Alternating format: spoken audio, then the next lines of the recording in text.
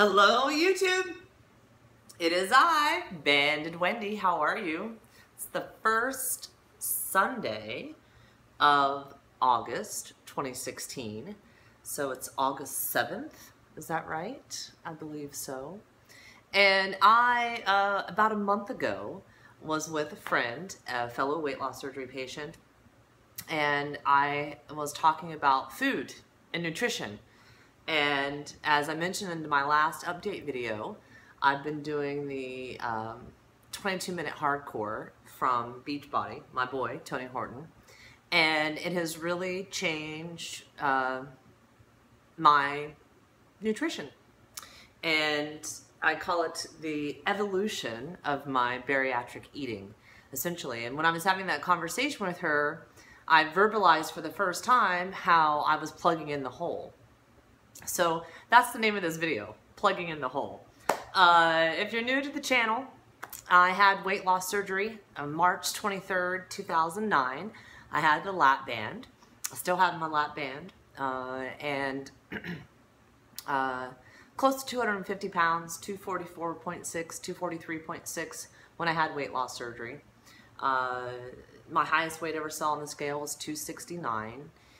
And I had a goal to lose 99 pounds. And I did that. And here I am, 7+ years later, below my goal weight, as healthy as I've ever been in my entire life. And really great, really feeling good about everything that has evolved and stemmed from and came from my decision to have weight loss surgery. So I finally have had a chance to sit down, and I made some notes because I wanted to make sure I covered it all. Plugging in the hole, right? What does that mean? So for me, before weight loss surgery, I don't even think I recognized there was a hole or cared enough to think about it being a hole, or believed in myself and or had the capacity within me to do something about the hole consistently or indefinitely. And I had dieted many diets, from Weight Watchers to the Zone diet, to the South Beach diet, to the Fat Flush diet. Those were all things that I did pre-weight loss surgery. So when I had weight loss surgery, I paid $15,000. I was a cash pay to have my lap band. And I was given this one sheet of paper right here. And this was my guideline and my instructions for me on how to plug in the hole. The hunger hole. That's the hole I'm talking about. The hunger. Physical hunger. Physical hunger hole. And it said on here, this is the rest of your life. It has 5 phases of eating. And the final phase is the rest of your life. So I know for sure that the benefit of my weight loss surgery was that I was able to here recognize the hole, that hunger hole. And I was also given the ability from my weight loss surgery to recognize that hole being filled, satiety, right? And that was something that I never really understood, and therefore certainly needed a tool or needed to have weight loss surgery, and in my case, the lap band. So I want to read some of the things off the sheet for the rest of your life. Fish, shellfish, chicken, turkey, beef, chopped or ground. Fruit can be eaten raw, no skins and no membranes, and always remove the pits. Vegetables steamed or boiled. Remove skins on zucchini, yellow squash, and eggplant. Avoid vegetables that are fibrous, like corn, broccoli, green peppers, cauliflower, Brussels sprouts, asparagus.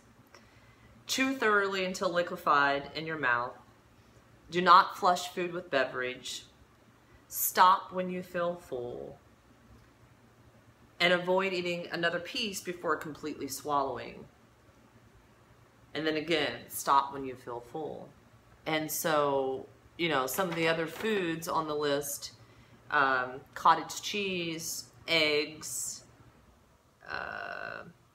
yogurt, no rice or noodles, no mashed potatoes or fries. And that was skim, non-fat, fat-free milk. And that was pretty much the go forward plan, right? So I became an expert. Yeah, me, nobody else is expert but my own. I became an expert on plugging in the hole and picking protein first and understanding all the protein options. Always protein, small amounts. That's the other thing here. There are a number of ounces that I should have to eat.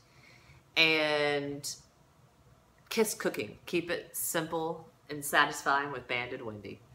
And I did that. That's what I did. Protein, protein, protein. Now, along this whole path, I have a lap band. So I'm getting additional saline or adjustments or fills in my band, and my band is getting tighter, and there is a quicker hit to satiety, and hunger stays at bay for longer, as long as I'm picking the right foods to plug in the hole. So I have videos, many videos about protein. One time I broke it down for a friend. Bandedwendy breaking it protein down for a friend, if you want to watch that video. And I ran through all the proteins and that you can eat, and the stats, the calories and the protein. And those were the two things I was ever told to look at, calories and protein. So I did that. I met my goal weight in less than a year and a half. And I kept plugging in that hole the exact same way. Another year or so. And then about 2.5, 3 years post-op, I decided to add in more veggies and a little bit of fruit. A little bit more of fruit. So I started adding in green beans, more green beans, spinach in my shakes, lettuce if I was having a salad, half a banana in a shake, and pretty much kept it all right about there. Occasionally I would do some refried beans. If I was training or running long distance, which I did, I would do some oatmeal or bread. I can remember hours being spent at restaurants working to try to get in, you know, a piece of bread. But I did it. A lot of butter on that bread to get it in there. And it worked, right? All that worked. So now I'm still plugged in the hole, but it's different. And I had this conversation with one of my oldest running pocket peeps, great friend of mine, Amy SD Mom, and I were chatting the other day, and I can say it, I'm going to say it right now, that I truly have I no longer am worried about my weight. I'm not. And I think that's so much freedom. There's videos I've made a year or two, you know, after meeting my goal weight, where I was worried about regain. I was worried about getting fat again. I was worried about I couldn't do this forever. I was scared. I'm not anymore. I'm no longer worried about my weight. I believe it has to always be monitored. That is true. I still stand on the scale every Monday and share it with my pocket peeps. But I'm not worried about the food choices I'm making or the portion sizes I'm consuming, or that my, you know, that my pants aren't going to fit anymore. I'm not worried about that. Instead, I'm thinking further in my life and further about how I'm plugging in the hole. And I'm focused on feeling my best, reducing my body fat percentage, building a strong, lean body that's flexible and nimble and quick. I'm gonna be 42 a month from tomorrow. And I live in a building with a bunch of people over the age of 70. And I want to be one of the ones that's able to go walk about Seattle at 81 years old, versus the one in the wheelchair. You know, if that's possible, I want to do whatever I can to make that happen, specifically related to food and nutrition, for sure. So plugging in the hole hasn't necessarily changed, but it has. And that's why I chose to do, you know, the 22-minute hardcore and not just do the fitness piece, but look at the nutrition piece. And it's challenged me. I mentioned that it's challenged me.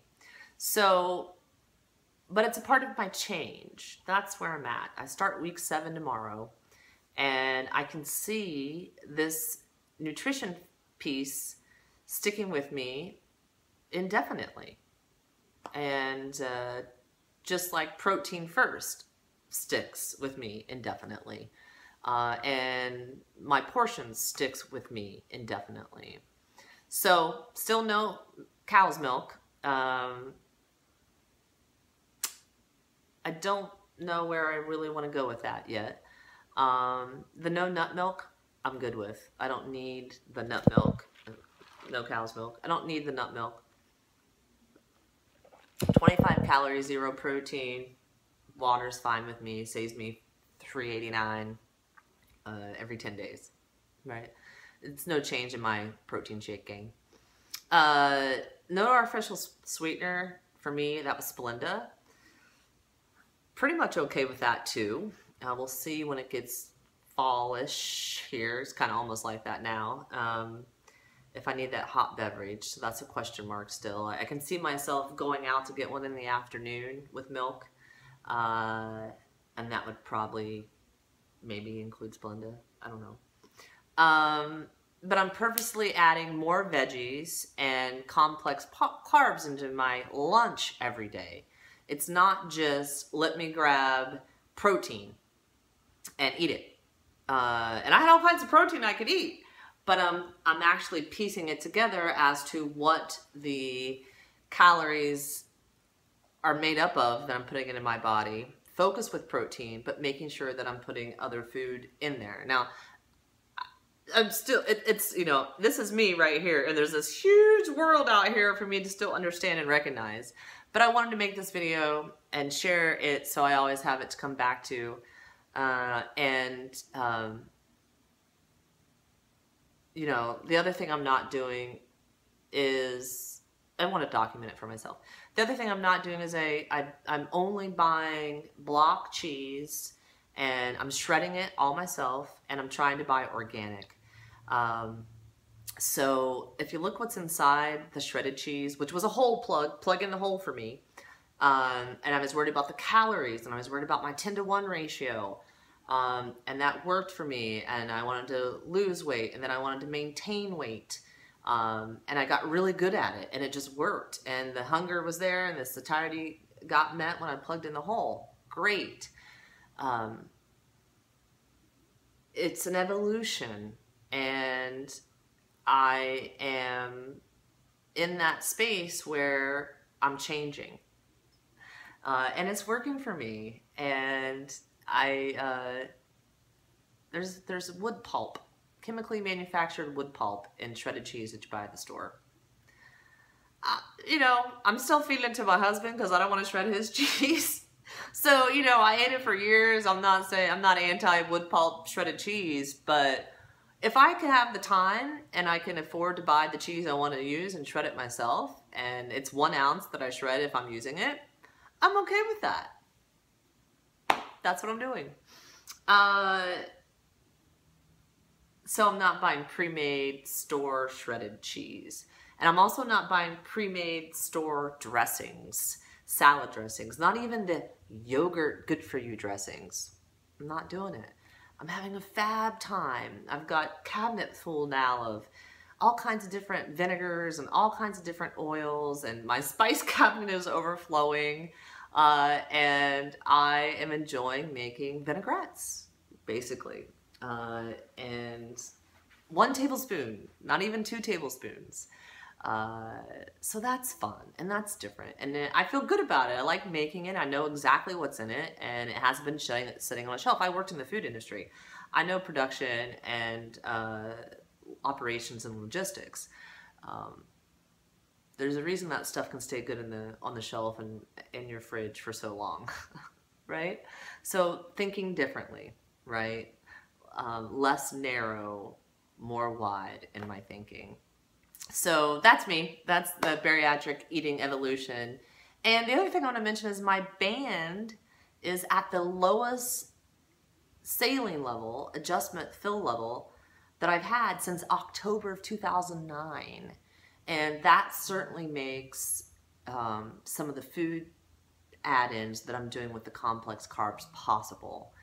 So I'm still not eating rice, and I'm not doing noodles and no mashed potatoes. You know, I'm still adhering to the majority of my surgeon's rules. But become an expert. Plug in the hole. I speak to people on a regular basis that are yet to become experts about plugging in their hole based on their surgeon's rules. And I know that's what got me to the point where I am now. And so I can always go back to plugging in the hole that way. Always. It's who I am. But I think it's okay to evolve and change. And something else that makes me scratch my head is when I hear people in the weight loss surgery community, I'm low carbing it. What happened to protein first? I don't get it. If you pick protein first, guess what? It's typically low calorie and low to no carb. So why not just do what your bariatric surgeon says and stick with protein first? I'm still doing that 7+ years post-op. It works. So that's just my 2 cents. And so I always want to make sure when I talk about adding in carbs that I say I'm adding in healthy carbs or complex carbs. And even with that, it's still protein first. So that's me. That's me plugging in the hole. But that's what we're doing, right? We went from pre-op to not even thinking about a hole. Or maybe where there's always this big open hole. We're just plugging everything in we could. That was me, right? But then we given this new life, this new chance of opportunity with our weight loss surgeries, and we're given the rules and this opportunity to understand hunger and to understand satiety, the whole, and the foods that are protein driven, protein first followed by produce. That's going to plug in the hole. Master it. Become an expert in it. Understand, cheese was always protein to me, right? Now cheese is a healthy fat. I could have cheese at lunch. I could have cheese for a snack. I could have cheese for dinner, in my dinner. Now I'm having it maybe once a day, right? 1 ounce. So that's the part. After you learn how to become an expert at plugging in the hole, then go off in some other direction. That's what I did. And it's working. So anyway, it's football Sunday, first one of 2016 Hall of Fame game. Take care, everybody.